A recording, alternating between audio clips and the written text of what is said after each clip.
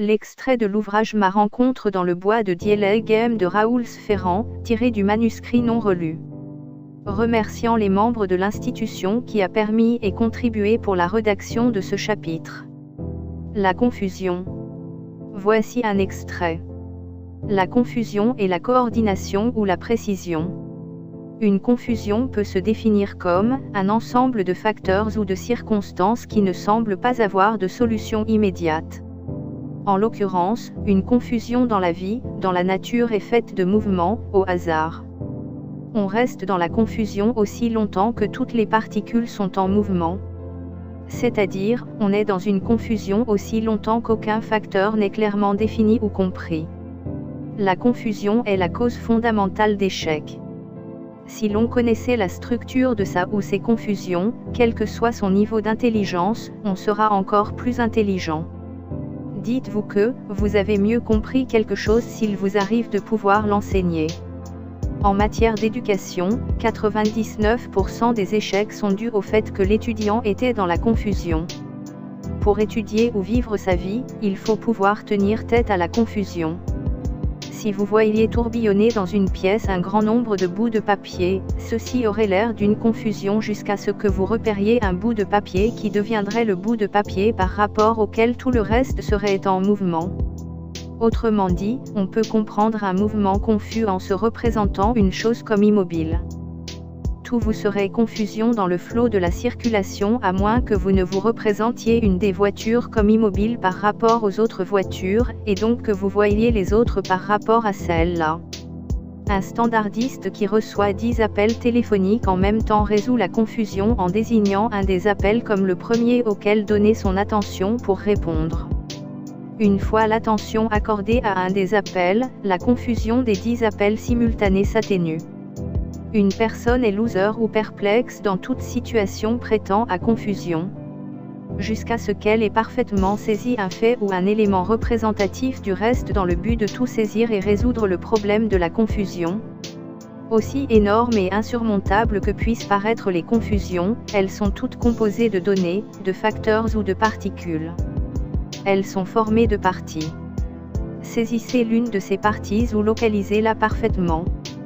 Notez ensuite comment les autres parties fonctionnent par rapport à la première et vous aurez stabilisé votre confusion. Puis en reliant d'autres choses à ce que vous avez déjà compris, vous viendrez bientôt à bout de votre confusion tout entière. Lorsque vous voulez réaliser quelque chose, prenons plus simple comme exemple, apprendre à faire marcher une machine. En effet, ne vous submergez pas de données pour ensuite commettre un tas d'erreurs, cela vous plongera dans la confusion et vous fera réagir stupidement. Trouvez plutôt une ouverture à votre confusion, une donnée. Dites-vous, c'est une machine.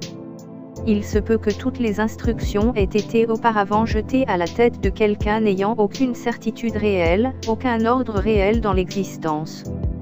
Dites-vous, c'est une machine. Soyez-en convaincus. Touchez, palpez, bousculez. Dites-vous, c'est une machine. Cela peut prendre du temps, mais vous serez aussi étonné de voir augmenter votre certitude. De toutes les complexités que vous devez apprendre pour vous servir de la machine ou de réaliser ce dont vous avez envie de réaliser, vous devez connaître tout d'abord une donnée. Peu importe laquelle, apprenez à fond la première, quoi qu'il vaille vous enseigner une donnée fondamentale simple. Apprenez ce que fait la machine, comprenez le produit final, comprenez pourquoi voulez-vous la faire marcher. Mais il faut que vous compreniez bien une donnée de base, sinon il se perdra dans la confusion. La confusion est l'incertitude. La confusion est la stupidité. La confusion est l'insécurité. Quel est le rôle de la chance dans la confusion ? La chance est l'espérance qu'un hasard incontrôlé nous sortira de là. Compter sur la chance, c'est abandonner le contrôle. C'est l'apathie. La confusion et le contrôle. Il existe un bon contrôle et un mauvais contrôle. La différence entre les deux réside dans la certitude et l'incertitude. Le bon contrôle est certain, positif, prévisible. Le mauvais contrôle est incertain, variable et imprévisible. On peut être certain avec un bon contrôle. Avec un mauvais contrôle, on ne laisse jamais. Le contrôle est nécessaire si l'on désire mettre de l'ordre dans les confusions. Pour faire quoi que ce soit, il faut qu'on puisse, au moins dans une certaine mesure, contrôler des choses, son corps et ses pensées. On pourrait appeler une confusion un désordre incontrôlé. Seuls ceux qui peuvent exercer un contrôle sur ce désordre peuvent résoudre des confusions. Ceux qui ne peuvent pas exercer de contrôle engendrent en fait des confusions. Et si une personne arrive à maîtriser des confusions, son attention s'en trouve libérée pour l'action constructive. Tant qu'elle est enchevêtrée dans des confusions, elle ne peut penser qu'à la destruction. Ce qu'elle désire avant tout, c'est détruire la confusion. Vous devez donc d'abord apprendre comment détruire des confusions.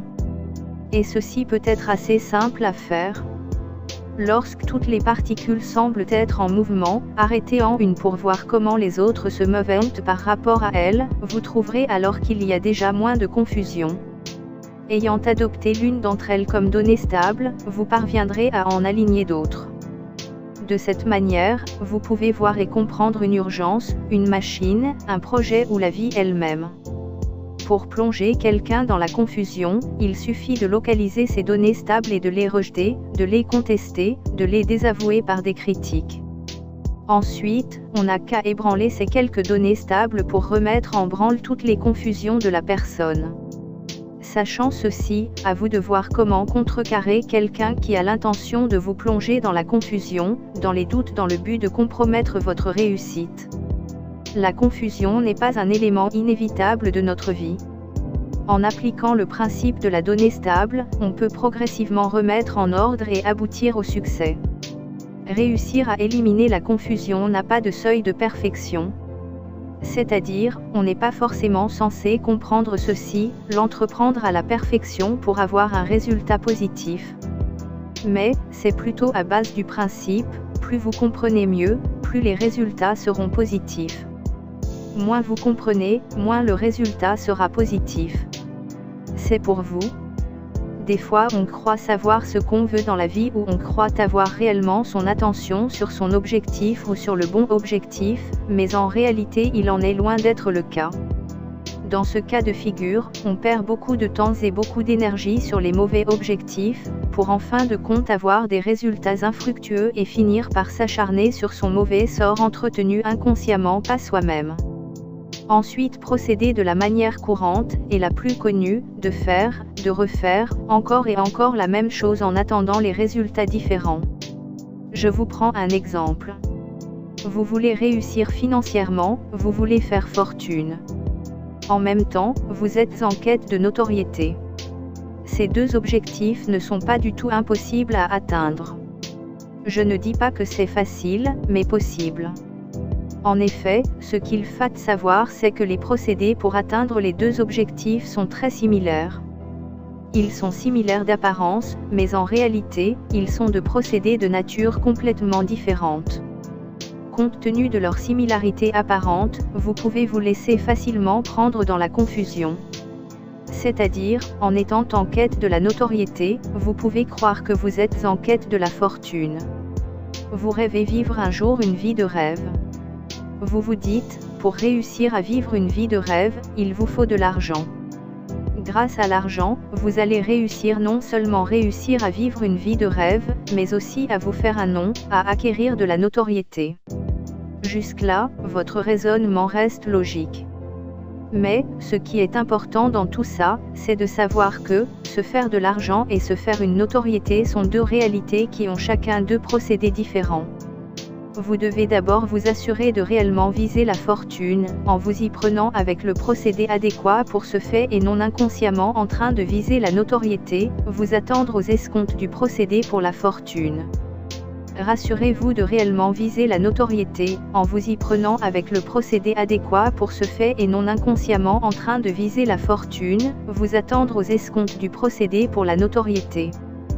Du fait que la quête de ces deux objectifs est les procédés similaires d'apparence, mais de nature complètement différente, aussi longtemps que vous serez sur la voie de l'un croyant être sur la voie de l'autre, ne vous permettra jamais d'atteindre l'objectif.